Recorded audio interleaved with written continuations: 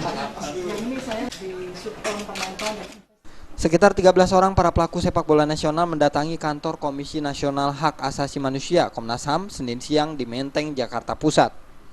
Mereka yang datang ke Komnas HAM diantaranya mantan pelatih Persija Jakarta Rahmat Darmawan, asisten pelatih Persebaya Tony Ho, dan beberapa pemain Liga Indonesia serta para pedagang produk sepak bola. Selain itu hadir juga Ade Chandra yang membuat petisi cabut pembekuan PSSI. Mereka datang untuk melaporkan hak mereka untuk mencari mata pencarian yang kini telah mati karena dibekukannya PSSI oleh Menpora Imam Nahrawi. Para pelaku sepak bola berharap Menpora dapat segera mencabut pembekuan PSSI karena jika berlarut-larut maka dampaknya akan luar biasa, utamanya bagi mereka yang mencari nafkah di dunia sepak bola. Ini akan lebih dari 17.000 pemain yang langsung berhubungan dengan kegiatan ini, yang saat ini mereka kondisinya adalah menjadi pengangguran.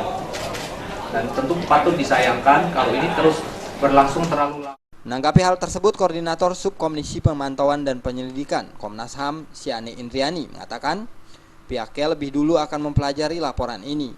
Menurut Siane, persoalan ini dianggap sudah ada indikasi adanya pelanggaran HAM dan meminta agar pemerintah segera mengambil tindakan. Sebetulnya kemarin kita sudah bicara ya di media bahwa ini ada potensi pelanggaran HAM, terutama menyangkut beberapa hak, yaitu hak atas kesejahteraan, hak atas pengembangan diri, hak atas informasi dan hiburan, serta hak untuk memperoleh keadilan. Jadi ini ada potensi pelanggaran HAM di situ.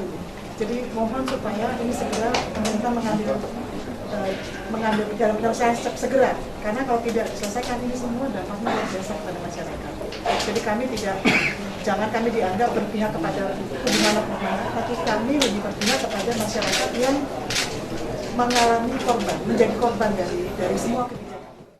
Dari Jakarta, Feby Waryanti dan Wahyu Sdiatmoko melaporkan.